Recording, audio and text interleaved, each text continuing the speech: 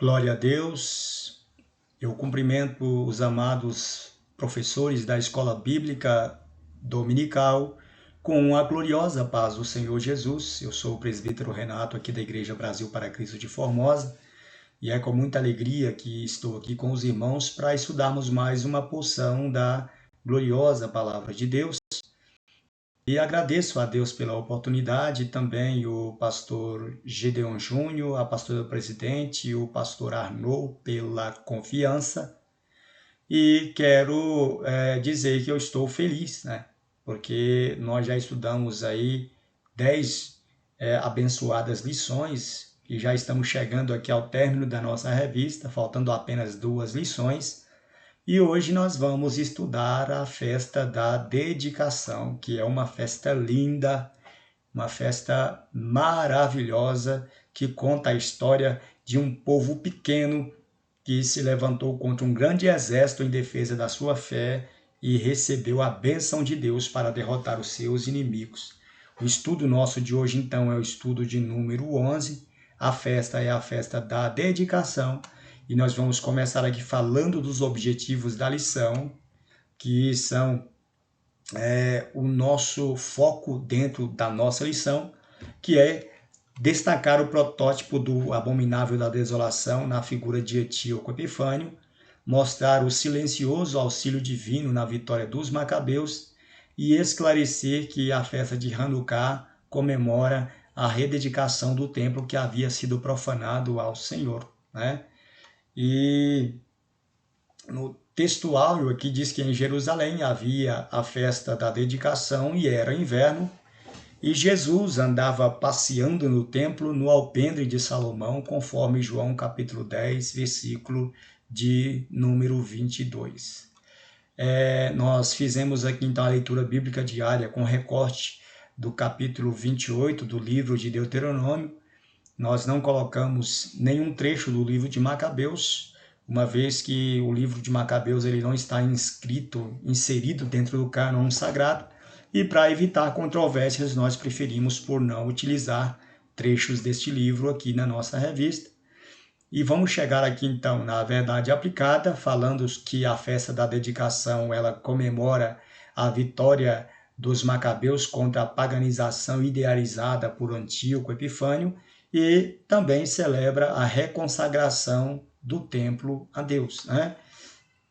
Irmãos, agora nós vamos aqui entrar no comentário introdução e hoje nós vamos falar da festa da dedicação, que em hebraico é chamada também de Hanukkah.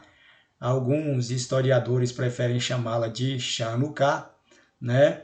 E esta festa é também conhecida como a festa das luzes, né? E embora ela não esteja inserida dentro daquelas 7 festas sagradas, também conhecidas como santas convocações, o Shalosh Regalim em hebraico, essas festas que nós conhecemos são conhecidas como 7 passos proféticos de Deus, que vai desde a festa da Páscoa até a festa dos tabernáculos. São 7 passos que Deus esboçou, 7 ensaios proféticos que Deus esboçou ali, né? Fez um esboço para mostrar a toda a humanidade como se daria o seu plano para salvar a todos os homens ao longo da história, da vida dos seres humanos, né? E então, esta festa, ela não é uma festa religiosa. A festa de Hanukkah, ou festa da dedicação, é de fato uma festa histórica e é muito importante porque é uma data em que se celebra esta festa até os dias de hoje pela nação israelita, e essa festa é uma festa muito importante para que nós entendamos ali então todo o contexto da vitória dos Macabeus. Mas antes de falarmos da festa de Hanukkah propriamente dito, é importante também nós entendermos todo o contexto profético em que esta festa se encontra, para que nós possamos ter uma visão mais clara do porquê da celebração desta festa.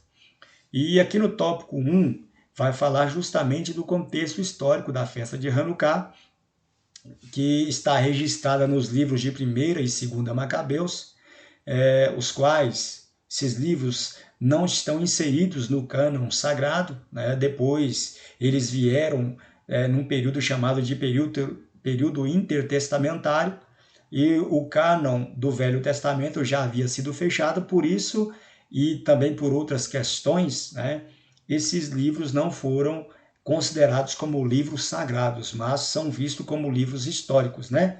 E eles são documentos muito importantes que nos ajudam a compreender fatos muito importantes sobre a política, sobre a cultura, sobre a filosofia e sobre a religião do povo judeu, sobretudo daqueles partidos que nós encontramos ali no tempo de Jesus, que é o partido dos fariseus, dos herodianos, dos saduceus, dos essênios, né? Todos esses partidos ali, eles vão surgir nesse período aí, né, de 400 anos, que nós vamos ver aqui nos fatos proféticos, né? Período de 400 anos ali, que vão surgir esses partidos muito conhecidos no Novo Testamento. Então, aqui no tópico 1.1, fala de fatos proféticos e históricos. A festa de Hanukkah, irmãos, ela foi instituída no dia 25 do mês de Quisleu, né? E ocorreu aí cerca de 160 anos antes do nascimento de Jesus. E ela celebra a luta da dinastia asmoniana dos Macabeus, que é um pequeno povo, né, que lutou contra a tirania do rei Etíoco Epifânio, contra a força do Império Sírio-Seleucida, para restabelecer a verdadeira adoração e o culto ao Deus Altíssimo, né? E a história dos Macabeus, ela foi escrita num período chamado de período interbíblico, né? O que é esse período interbíblico? É o período de transição do Velho para o Novo Testamento, também conhecido também como o período do silêncio de Deus, uma vez que de Gênesis até Malaquias, nesse período, o cânon já estava encerrado, e por isso Deus parou de enviar profetas sacros para falar a sua mensagem, e ficou conhecido como o período de silêncio de Deus, porque durou 400 anos até surgir o profeta João Batista.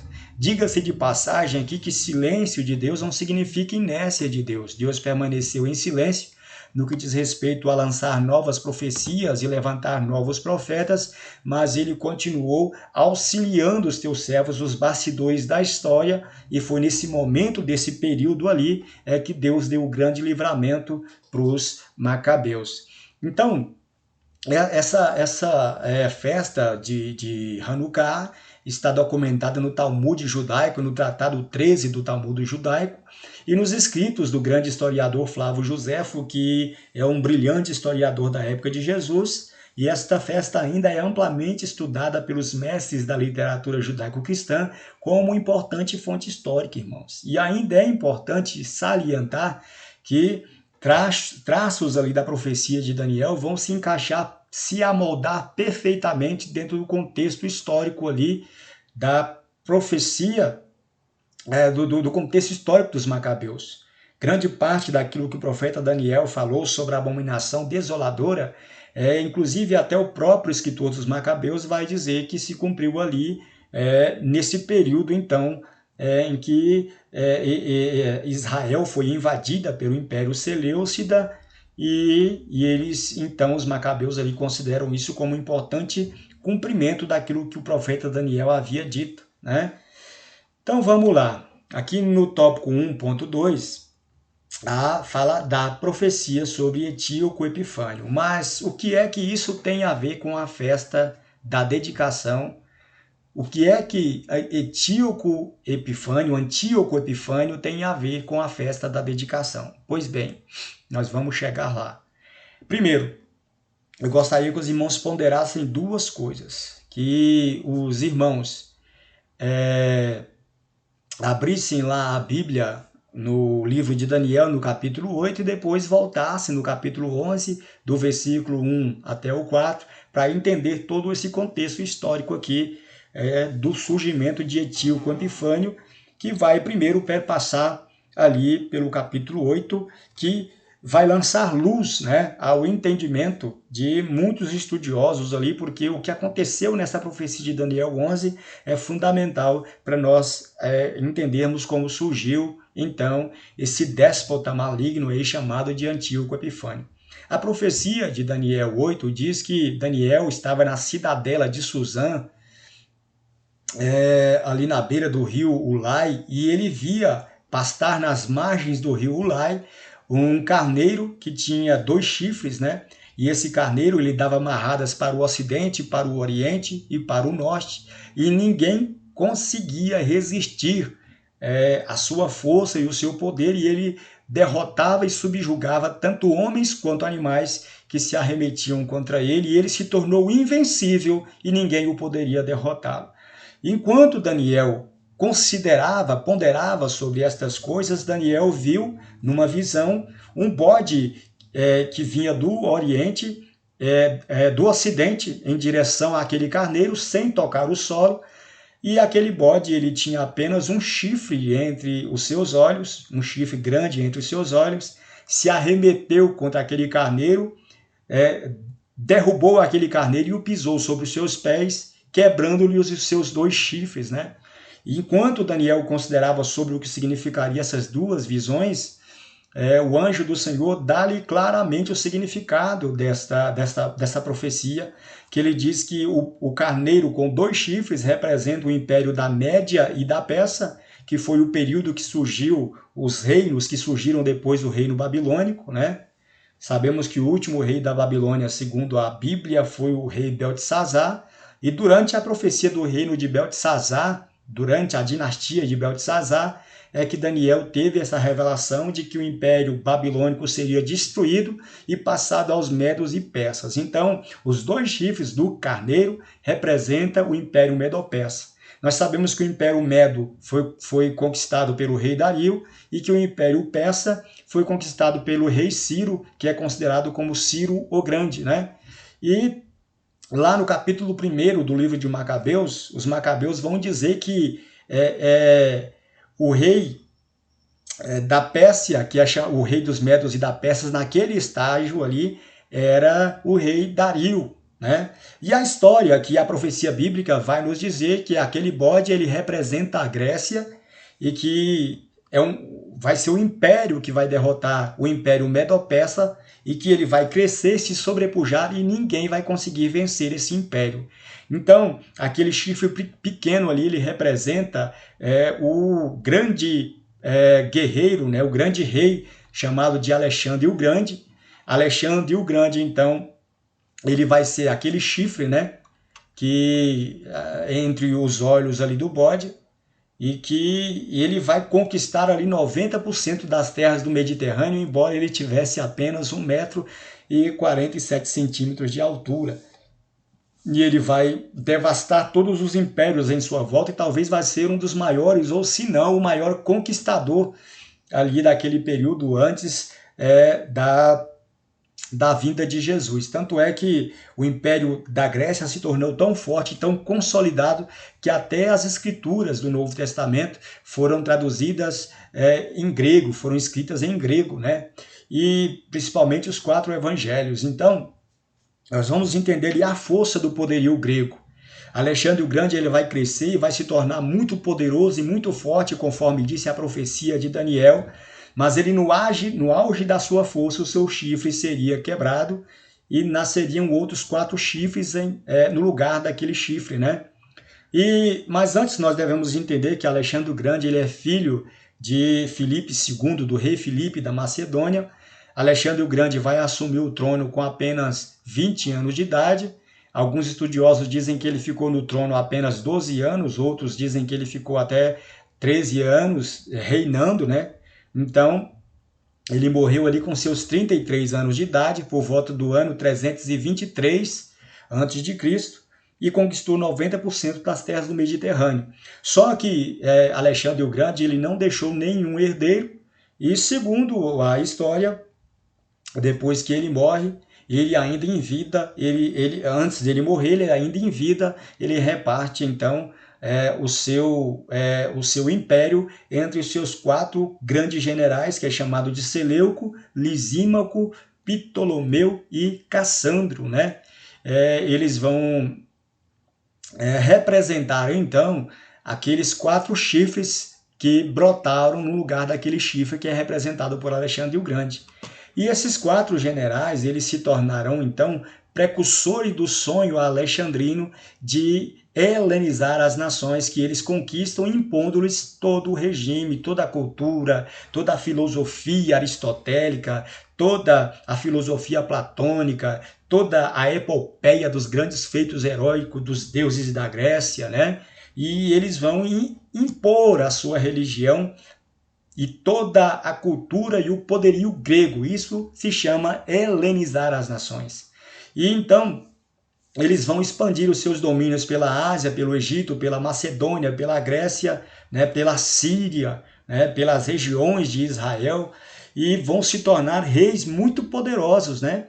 E lá no capítulo 8, versículo 9 do livro de Daniel, fala que desses 4 chifres, que representam esses 4 generais de Etíoco Epifânio, que vão se tornar grandes reis, nascerá uma ponta pequena, um chifre pequeno, que será muito ousado, né? E ele vai dizer muitas blasfêmias contra o Deus Altíssimo, vai se arremeter contra o povo santo, vai profanar o lugar santo e também fazer cessar a oferta de manjares e de sacrifícios, né?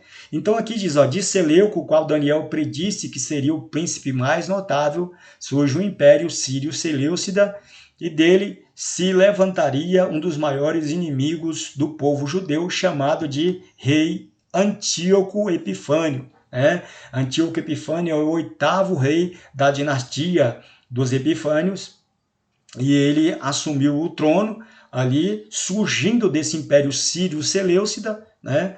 E vai se tornar um poderoso adversário da nação de Israel. Ele invade absolutamente a Jerusalém no ano 167 a.C., depois dele ter feito uma grande batalha contra Ptolomeu, que já era rei do Egito, contra o seu consorte ali, né? E ele faz com que Ptolomeu fuja do Egito depois que ele entra lá com grandes esquadras, elefantes de guerra, carros de guerra poderosíssimos e com uma infantaria muito grande. Ele conquista o Egito e depois, quando ele volta triunfante, ele se ensoberbece tanto que ele resolve invadir Jerusalém, pilhar e saquear Jerusalém. E depois de 2 anos, ele envia ali um general, envia ali um governante, né, ali da sua terra, um oficial.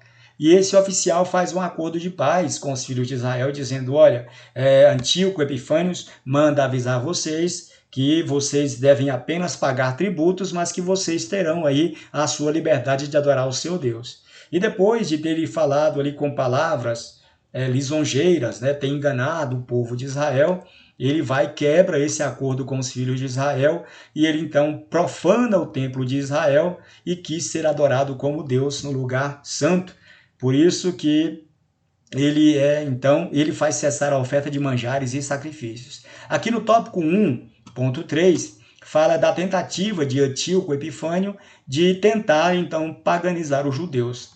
E Deus nunca, irmãos, permitiu que o seu povo se misturasse às demais nações quando eles entrassem na terra de Canaã, que era a terra da promessa, para que eles não fossem seduzidos a adorar outros deuses e assim a nação de Israel perdesse a sua identidade, deixando de adorar o verdadeiro Deus. Né? Israel sempre lutou contra a paganização do seu povo, desde aquele período de apostasia espiritual, lá no livro dos Juízes, até chegando ali ao período do grande templo de Salomão e ali por diante, eles nunca se permitiram se paganizar.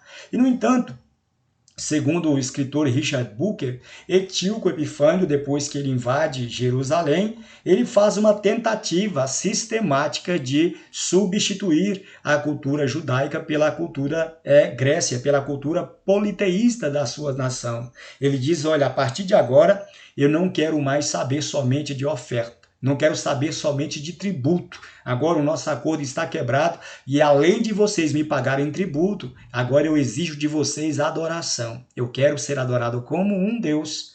Eu quero colocar um altar no templo de Jerusalém e vocês não praticarão mais a circuncisão, vocês não praticarão mais a leitura da Torá e vocês não vão mais sacrificar ao Deus de vocês. A partir de agora, eu vou estabelecer altares em todas as ruas e cidades de Jerusalém, ali, povoados de Jerusalém, a todos os deuses do panteão grego, e vocês vão oferecer sacrifícios em minha homenagem no templo do seu Deus, né?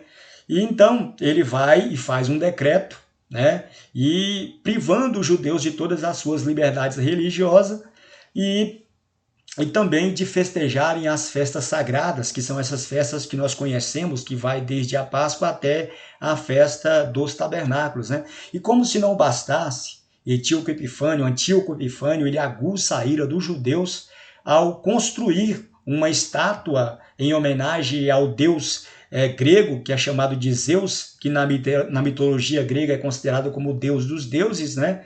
E ele então vai e coloca um poste ídolo, erige ali um altar em cima do altar de holocaustos, e lá dentro do santuário de Deus ele estabelece então uma abominação em homenagem aos deuses da Grécia e profana o templo de Deus, né?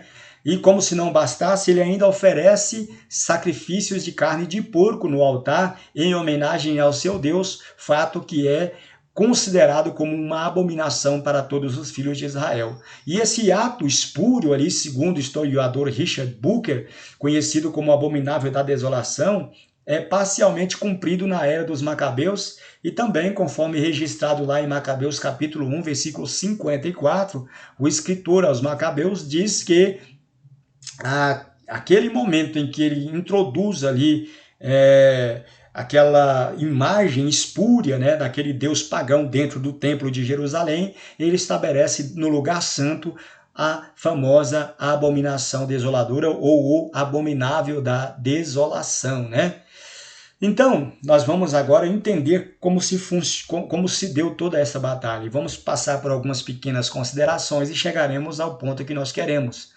A batalha contra Antíoco Epifânio, né? Em Macabeus, em 1 Macabeus, Antíoco Epifânio determinou que em todo o seu reino se formasse um único povo e que cada nação renunciasse à sua lei e seus costumes, e que em Jerusalém fossem erguidos altares e templos aos deuses da mitologia grega, instaurando assim o que nós chamamos de abominação desoladora no seio da nação israelita. Irmãos, o prejuízo espiritual que Antíoco Epifânio desencadeou dentro de Israel e, sobretudo, em Jerusalém, foi um prejuízo muito grande. Ali por volta do ano 167, ele entra dentro de Jerusalém, ele destrói todos os muros de Jerusalém, ele saqueia o templo do Senhor, levando o castiçal de ouro, levando a mesa dos pães da presença, levando o altar de incenso, as cortinas do templo, né? Todas as embotaduras, as presilhas de prata, os copos de ouro, as taças, as vasilhas que se ofereciam então as ofertas de libação dentro do templo, toda a riqueza que havia no templo de Deus, ele sequestrou como um sequestro público para colocar dentro do tesouro ali então de Antíoco Epifânio, e deixa o templo totalmente vazio, sem nenhuma riqueza. Até os azeites sagrados ali, eles profanaram e levaram muitos para o tesouro ali do Império Sírio-Seleucida, né? Então, ele, de certa forma, vai trazer uma angústia tão grande, mas tão grande dentro de Jerusalém, vai estabelecer ali a construção de um ginásio onde ocorreria daí para frente os Jogos Olímpicos gregos ali dentro de Jerusalém. E ele, depois de construir todos os altares ali aos deuses da mitologia grega dentro de Jerusalém, ele ordena que se façam sacrifícios nas praças, nas ruas, nas portas das casas, e não permite que nenhum dos israelitas continue conservando a sua fé em Deus.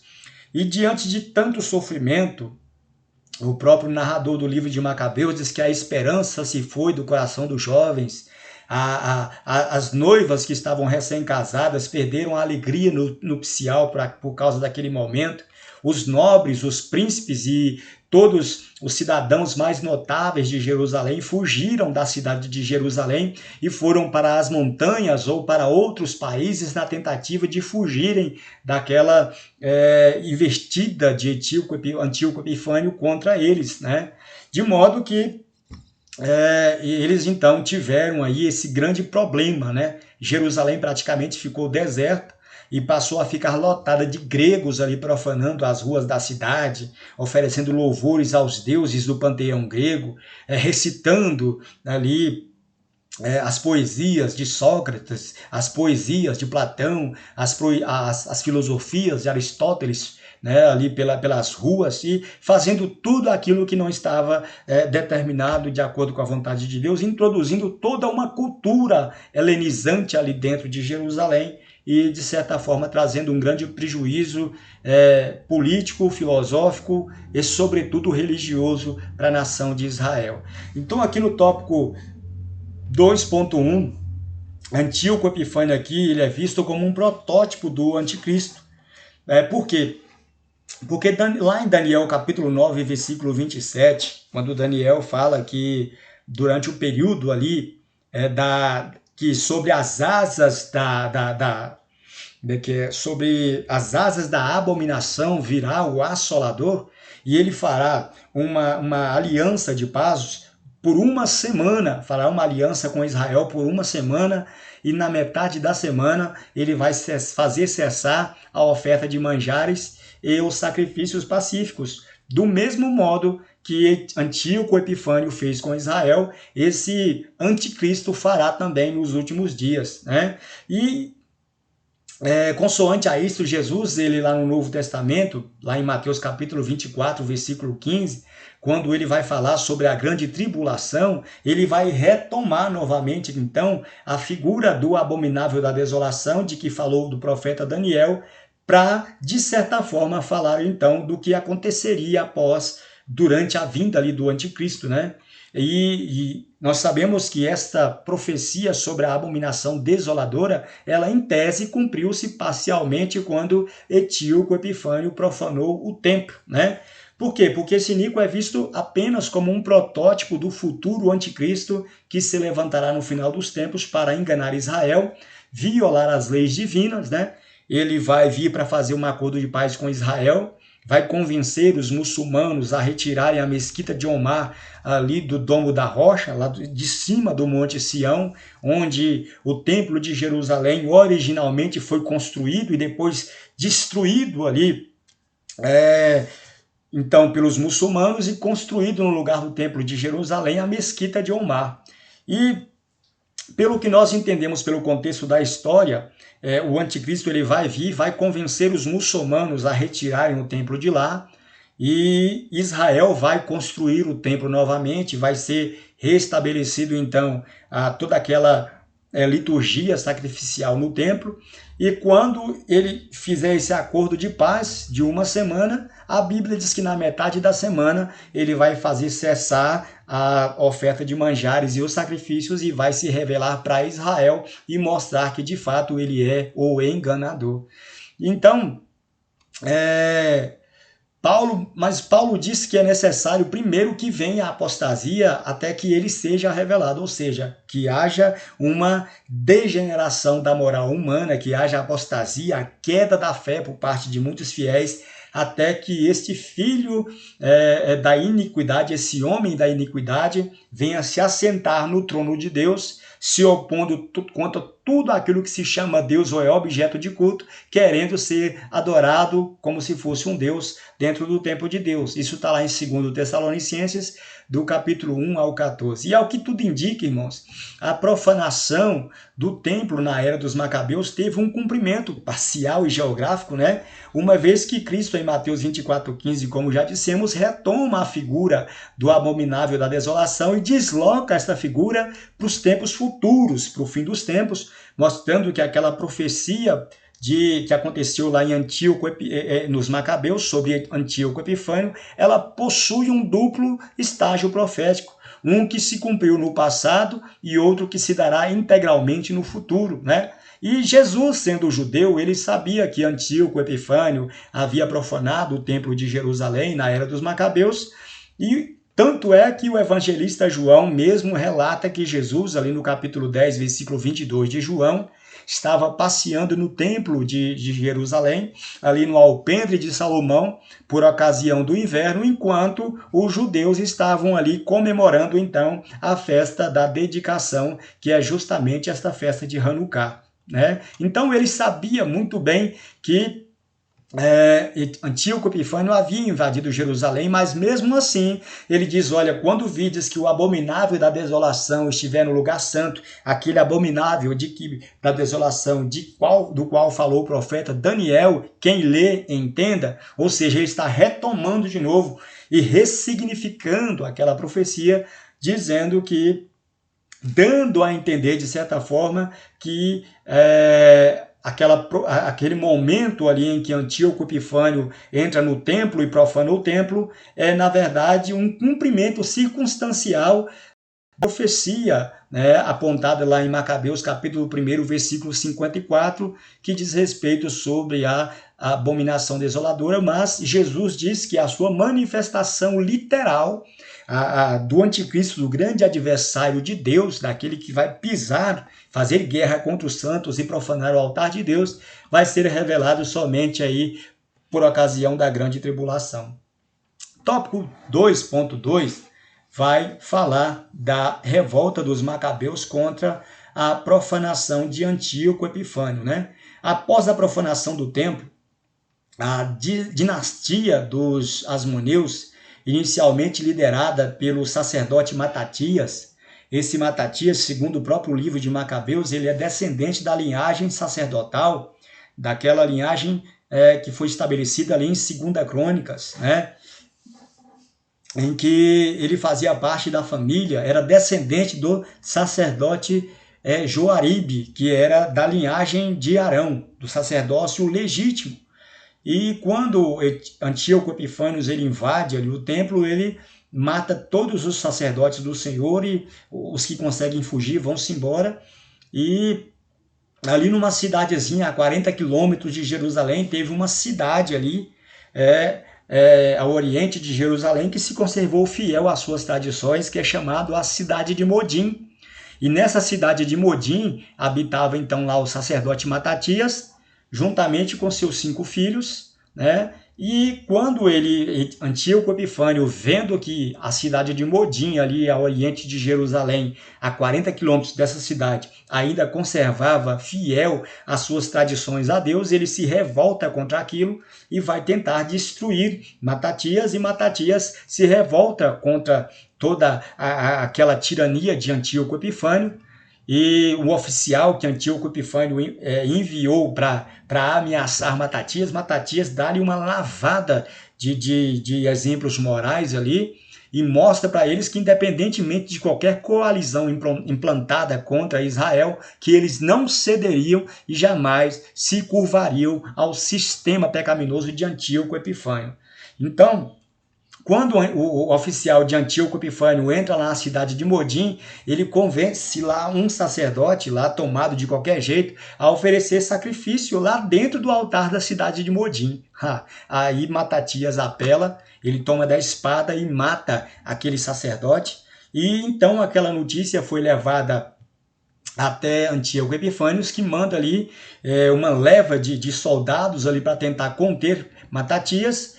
E Matatias ele se revolta contra tudo aquilo, luta e destrói aqueles soldados. Então Antíoco Epifânio manda outra carga de soldados contra eles. E no dia de sábado, quando muitos dos filhos de Israel haviam fugido para os desertos da Judéia ali, eles se colocaram de pé diante das cavernas onde os filhos de Israel haviam entrado. E eles, como era dia de sábados, os israelitas não resistiram aos ataques de Antíoco Epifânio, do seu exército, e se permitiram morrer para não violar o sábado.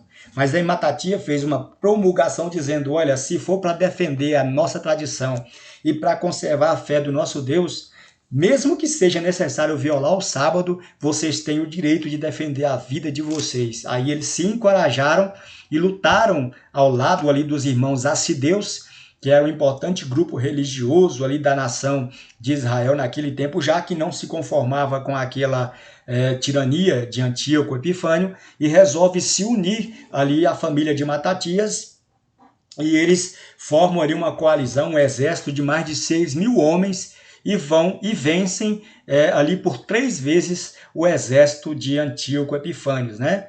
E perdão.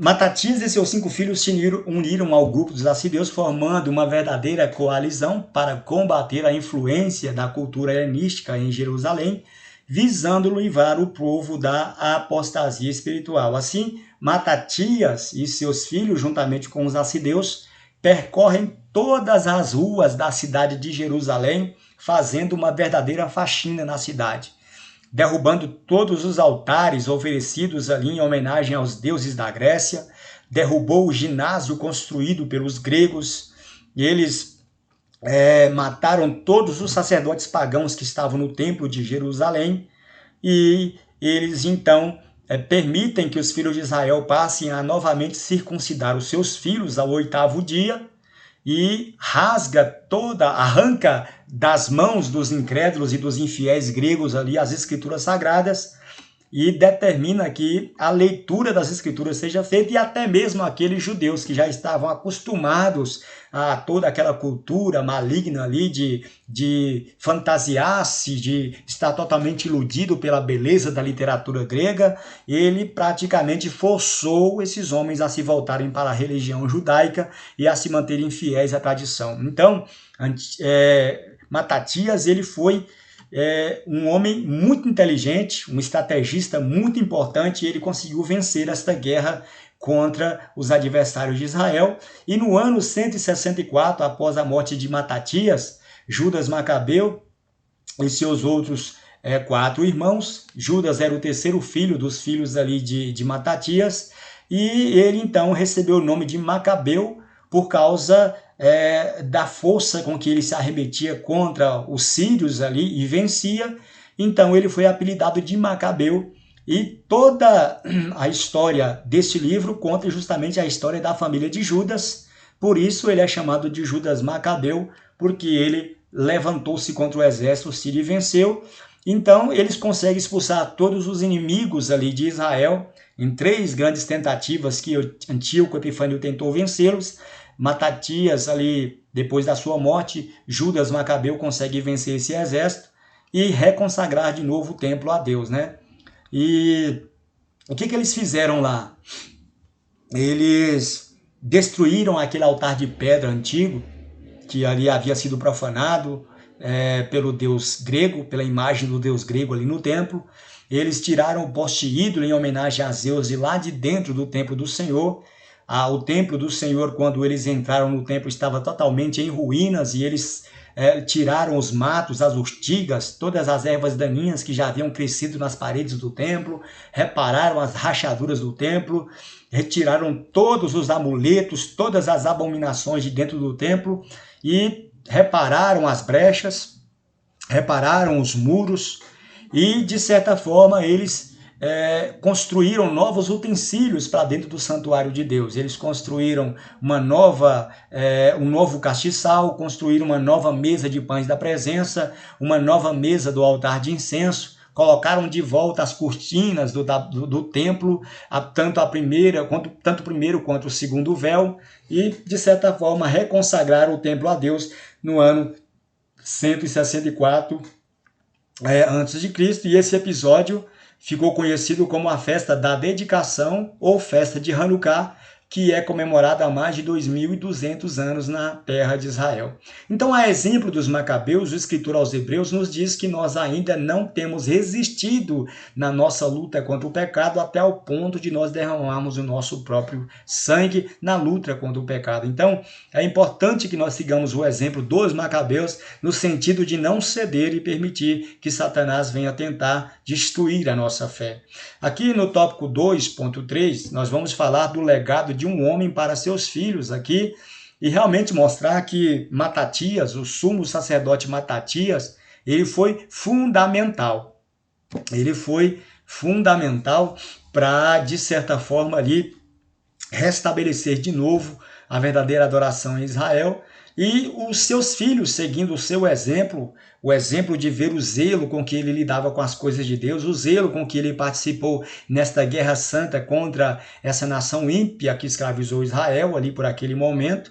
E eles, então, motivados pelo grande exemplo de seu pai, eles perseveraram de uma vez por todas, né, em sua fé, e batalharam nessa batalha contra Etíoco Epifânio e venceu. Então Matatias, ele foi um importante, vamos dizer, um importante guerreiro, um importante homem nessa história da Hanukkah, e ele é lembrado até hoje na Amidá, que é o livro das orações dos livros dos filhos de Israel, até os dias de hoje, quando se comemora então a festa de Hanukkah.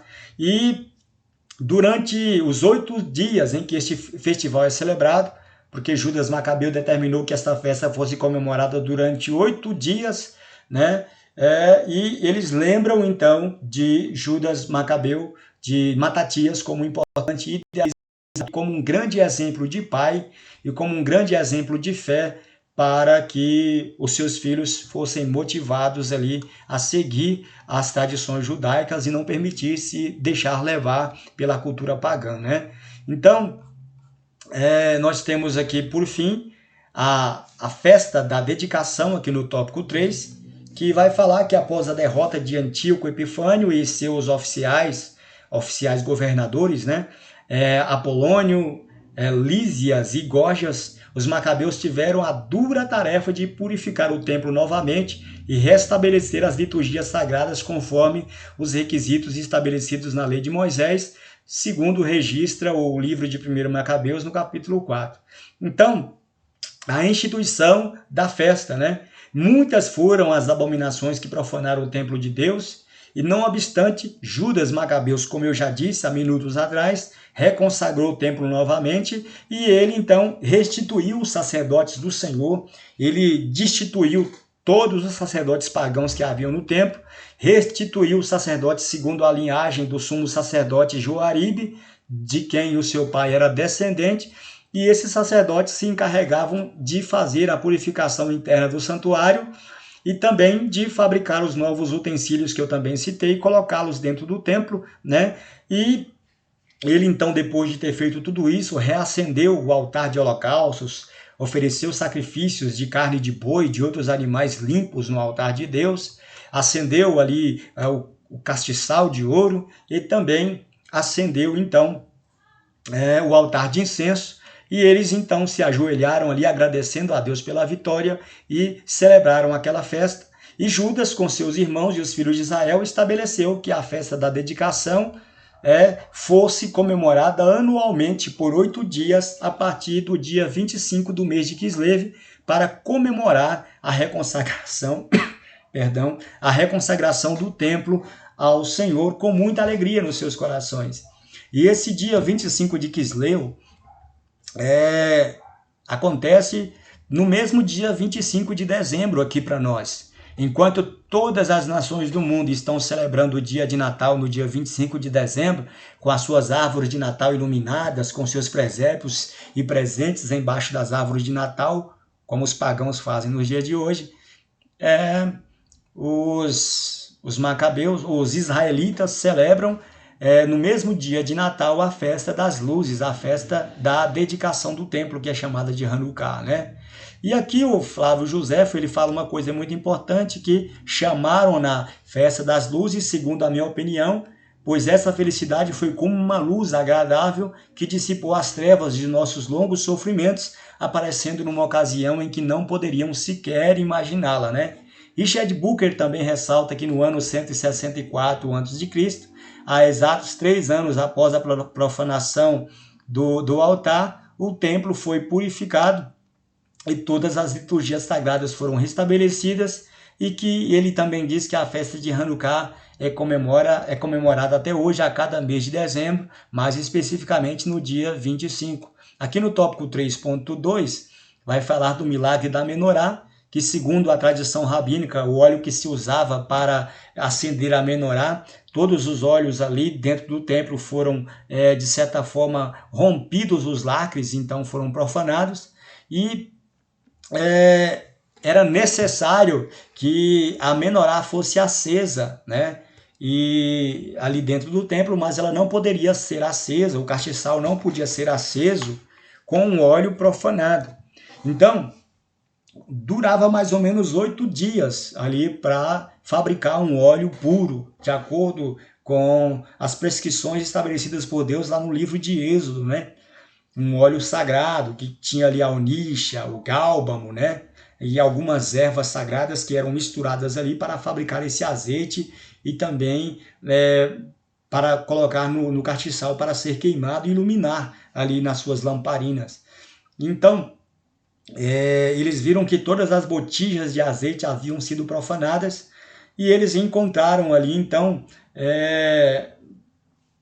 uma botija de azeite que ainda estava sendo selada, né, que ainda estava selada com o anel do sacerdote, e pegaram daquele azeite e acendeu aquela menorá, e aquele azeite era para durar apenas um dia, e milagrosamente aquele azeite durou por 8 dias, até o tempo, né? Aquele azeite permaneceu queimando por 8 dias, até o tempo necessário que os filhos de Israel levariam para fabricar um novo azeite. E esse foi o grande milagre, né?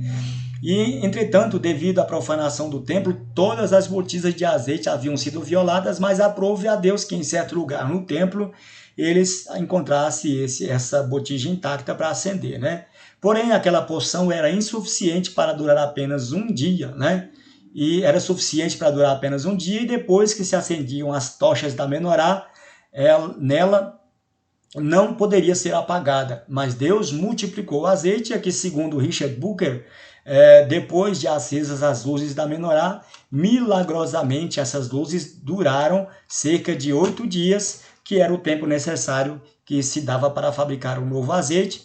Só que ele também relata que uma das razões pelas quais a festa da dedicação fosse celebrada por 8 dias é também porque a Hanukkah foi originalmente chamada de Sukkot, né, ou Festa dos Tabernáculos do mês de Kislev, pois a festa dos tabernáculos durava exatamente 8 dias, mas como os macabeus estavam impedidos de comemorar esta festa por causa da invasão dos gregos, e eles festejaram esta festa ali de Hanukkah no mesmo momento em que eles deveriam também estar celebrando os 8 dias da festa dos tabernáculos, né? Então, aqui também um fato importante, aqui Maurice Auscalon, ele diz que devido ao fogo se manter aceso durante os 8 dias, os judeus fizeram uma menorá de 9 hastes, né? Sendo 8 hastes paralelas e uma central, chamada de Shamash, que significa servo em hebraico. Olha aqui um exemplo dela, como os irmãos estão vendo, a primeira, segunda, terceira, quarta, né? Quinta, sexta, sétima, oitava e nona, né? Haste aqui da menorá. Segundo eles, essa haste aqui é chamada de Shamash. Essa haste aqui é a primeira, a luz dessa haste aqui é a primeira a ser acesa, e do fogo que se extrai dessa é que vai acendendo uma por dia, né, durante esses 8 ou 9 dias, até que chegue-se até a 8ª vela e comemora-se então a festa de Hanukkah com todas as luzes acesas. Recapitulando, eles acendem uma lamparina por dia, uma candeia por dia, durante a comemoração da festa do Hanukkah, e quando chega no 8º dia da festa, todas estas lamparinas estão acesas aqui, e eles então comemoram com essas lamparinas acesas dentro do templo, né, ou em suas casas nos dias de hoje, para celebrar esta festa de Hanukkah. E por fim, nós chegamos aqui no tópico que seria o tópico 3.3, que fala da busca satânica pela erradicação do descendente da mulher. Nós vemos que quando Adão e Eva pecaram lá no Jardim do Éden, Deus estabeleceu lá a profecia de Gênesis 3,15, de que o descendente da mulher esmagaria a cabeça da serpente. E ao longo de toda a história, Satanás ele tentou impedir para que o descendente da mulher não nascesse. A mulher, nesse contexto aí, é visto como Israel, como a nação de Israel, de quem Jesus descenderia, e seria aquele que pisaria a cabeça de Satanás. E a gente vê logo aqui no contexto lá de Êxodo, tentando erradicar a semente da mulher, Faraó, usado por Satanás, ele manda jogar todos as crianças do sexo masculino no rio Nilo, né? E a gente sabe que essa foi a primeira investida do diabo tentando impedir que o Messias nascesse, né?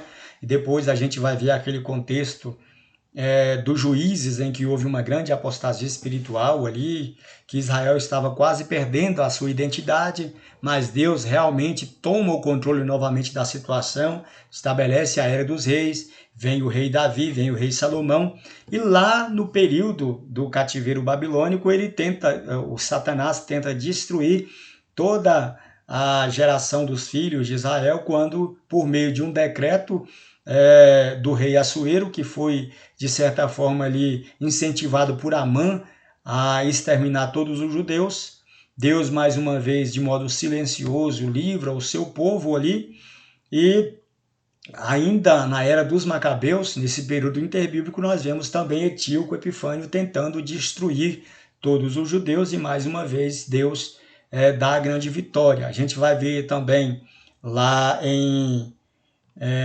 nos primeiros capítulos ali de Mateus, quando Herodes manda matar as crianças de 2 ou 3 anos para baixo, na tentativa de impedir que o rei Messias de fato crescesse, nascesse, né? E para que ele não perdesse o seu trono, mas a gente sabe que por trás de tudo isso existe uma típica investida de Satanás para impedir que o Messias nascesse.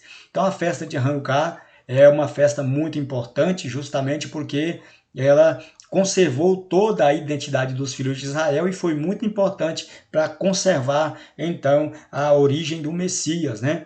E a festa do Hanukkah, festa das luzes ou dedicação, não está inserida nas festas tradicionais ordenadas na Bíblia, porém não é uma festa pagã. Como nós já dissemos ao longo de toda essa lição, é um importante feriado nacional que os judeus celebram até hoje para comemorar novamente a purificação do templo e a sua rededicação a Deus. Então, eu quero deixar para os irmãos que façam o questionário da lição ali com seus alunos. Peço a Deus para que cada um de vocês tenha uma excelente aula e peço também a vocês que busquem mais outras fontes, alguns pontos obscuros aqui da lição que porventura a gente deixou aqui de explicar, que os irmãos possam se aprofundar um pouco mais. Tem muita literatura boa para aprender esses assuntos e eu tenho certeza que o irmão terá uma aula muito enriquecedora. Então, fique na paz do Senhor e que Deus te dê uma excelente aula em nome de Jesus.